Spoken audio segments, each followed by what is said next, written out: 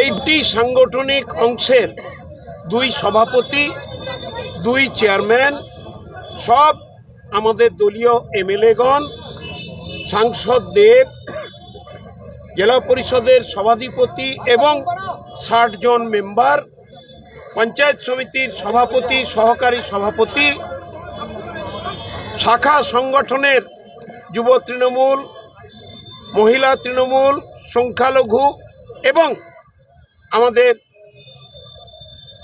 অন্যান্য যে যুব সংগঠনগুলি আছে, ছাত্র সংগঠনগুলি আছে, তাদের যারা শীর্ষস্থানীয় নেতৃত্ব, তাদের সবাইকে নিয়ে আজকে আমাদের সর্বোচ্চ নেত্রী শ্রীমতী মমতা বন্দ্যোপাধ্যায়, আমাদের জনপ্রিয় মুখ্যমন্ত্রী, আমাদের সর্বভারতীয় সাধারণ সম্পাদক শ্রী অভিষেক বন্দ্যোপাধ্যায় সাংসদকে নিয়ে, সভাপতি সুব্রত বক্সিকে নিয়ে, এই যে আমার সঙ্গে আছেন দেখছেন জুল দেবী, শিউলি দেবী, শ্রীকান্ত মাহাতো, অপরূপা পোদ্দার, আমাদের যুব তৃণমূলের সভাপতি সৌরভ সহ সবাই ছিলাম আমরা। তিনি প্রথমে সুব্রত বক্সি মহোদয় প্রাসঙ্গিক কিছু কথা বলেছেন সংগঠনের। অভিষেক বন্দ্যোপাধ্যায় তিনি আমাদের সার্বিকভাবে উৎসাহ প্রদান করেছেন এবং তার জনজোয়ার, তৃণমূলে নবজোয়ার যে কর্মসূচি, তার অভিজ্ঞতার কথা বলেছেন। ১০০ দিনের এমজিএনআরই এর মজুরি, যেটা জানেন আপনারা ৩,৭৫০ কোটি শুধু মজুরি বাবদ, আর টোটালটা নিয়ে ৭,০০০ কোটি। সেই আন্দোলনের কোন পর্যায়ে অবধি আমরা গিয়েছিলাম, কি এফেক্ট হয়েছিল, তারপরেও কেন্দ্রীয় সরকার কিভাবে বঞ্চনা করছে বিজেপির সরকার, দরিদ্র গরিব মানুষদের, খেটে খাওয়া মানুষদের পরিশ্রমের ঘাম ঝরানো টাকা দিচ্ছে না, বঞ্চনা বঞ্চনা বঞ্চনা, তার কথা বলেছেন এবং আগামী দিনের আন্দোলনের কথাও বলেছেন। এবং আমাদের নেত্রী একটা একটা বিষয় তুলে ধরে একদিকে উন্নয়ন, আরেকদিকে অত্যাচারের সোপান। ভারতীয় জনতা পার্টির সঙ্গে হাত মিলিয়েছে মার্ক্সবাদী কমিউনিস্ট পার্টি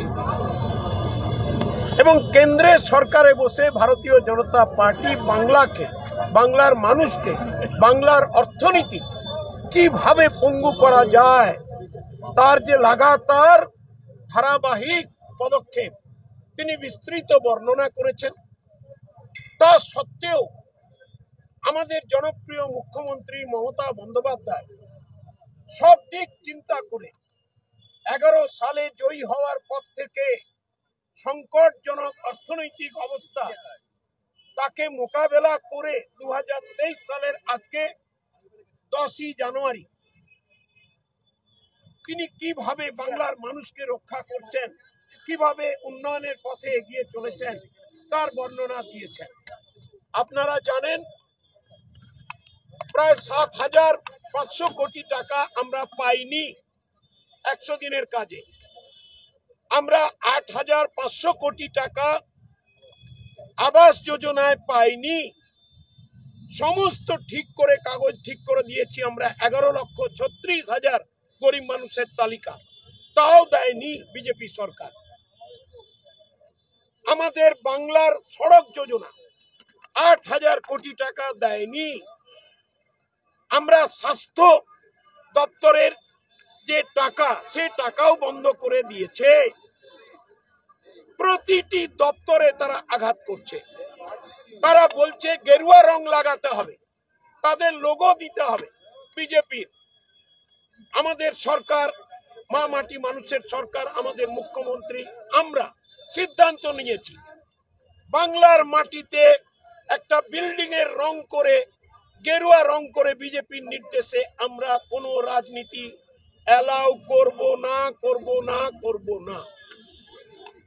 এবং আমরা প্রতিটি অঞ্চলে, প্রতিটি বুথে, প্রতিটি গ্রামে, প্রতিটি পাড়ায়, প্রতিটি শহরে, প্রতিটি গঞ্জ এলাকায় আমরা জনপ্লাবনের মতো আন্দোলন গড়ে তুলব। আমরা পঞ্চায়েতে আপনারা দেখেছেন মানুষের আশীর্বাদ নিয়ে মমতা বন্দ্যোপাধ্যায়, অভিষেক বন্দ্যোপাধ্যায় কিভাবে আমাদের দল প্রতিষ্ঠিত হয়েছে মানুষের আশীর্বাদে, এবং এবং এবং এবং সেই বিষয়ে আজকে আমরা আন্দোলনকে আমাদের বক্তব্যের মাধ্যমে প্রতিটি নেতা নেত্রীকে তিনি নির্দেশ দিয়েছেন একেবারে বুথে, পাড়ায়, গ্রামে, শহরে, গঞ্জে সভা করতে হবে এবং ঐক্যবদ্ধভাবে সবাইকে একসঙ্গে হাতে হাত ধরে আমাদের আন্দোলনের প্রক্রিয়াকে এগিয়ে নিয়ে যেতে হবে এবং প্রতিটি ক্ষেত্রে আমরা সেই ব্যাপারে কর্মসূচি গ্রহণ করব। এই বিষয়ে তিনি পরিষ্কার বলে দিয়েছেন। ব্যক্তিগত মতামত বিভিন্ন থাকতেই পারে গণতন্ত্রে, তা দলে পর্যালোচনা করতে হবে, বাইরে বলা যাবে না যাবে না যাবে না। এবং আগামী 24 সালে এই যে লোকসভা নির্বাচন আসছে, বাংলাকে, বাংলার মানুষকে আমরা রক্ষা করব মমতা বন্দ্যোপাধ্যায়ের নেতৃত্বে, অভিষেক বন্দ্যোপাধ্যায়ের সেনাপতিত্বে। দলের প্রতিটি কর্মী আমরা হাতে হাত, কাঁধে কাঁধ মিলিয়ে আমরা লড়াই করব। পশ্চিম মেদিনীপুর জেলা নিয়ে তার প্রথম বৈঠক আমাদের রাজনৈতিক দিশা দিয়েছে, নির্দেশ দিয়েছে এবং ঐক্যবদ্ধ সুচারুভাবে আন্দোলন তৈরি করে আমরা আমাদের মেদিনীপুর পার্লামেন্ট, ঘাটাল পার্লামেন্ট এবং আমাদের সঙ্গে যুক্ত আছে আরামবাগ লোকসভার কিছু অংশ, ঝাড়গ্রাম করে একসঙ্গে কাজ করব। আদিবাসী, তফসিল, সংখ্যালঘু, মহিলা এদের নিয়ে আমরা আরো সংঘবদ্ধভাবে কাজ করব। আদিবাসী, জনজাতি, তফসিল জাতি, সংখ্যালঘু, মহিলাদের যুক্ত করে আমরা এগিয়ে চলব। আমাদের কোনো ঝগড়া নেই, আমরা একসঙ্গে আছি, একসঙ্গে কাজ করছি। আমাদের আশীর্বাদ করেছেন আমাদের নেত্রী, আমাদের একসঙ্গে কাজ করে ফসল তুলতে হবে মানুষের আশীর্বাদ নিয়ে। পার্লামেন্ট ইলেকশনে কে প্রার্থী হবে এটা দল ঠিক করবে, এটা আমার বিষয় নয়।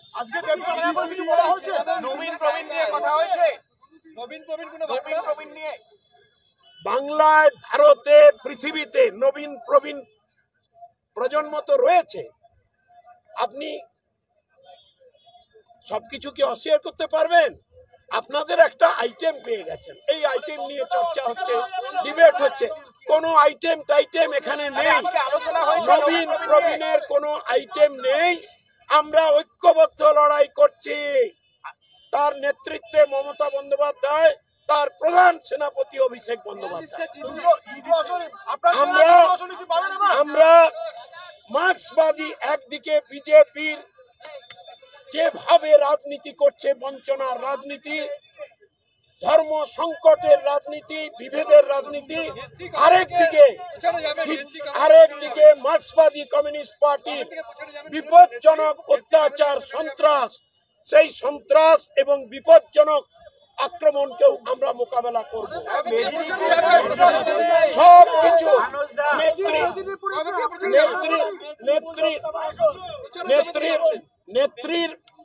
নেত্রীর প্রচার দল তার সঙ্গে কথা বলে ঠিক করে দেবে, আমরা কর্মী হিসাবে আয়োজন করব।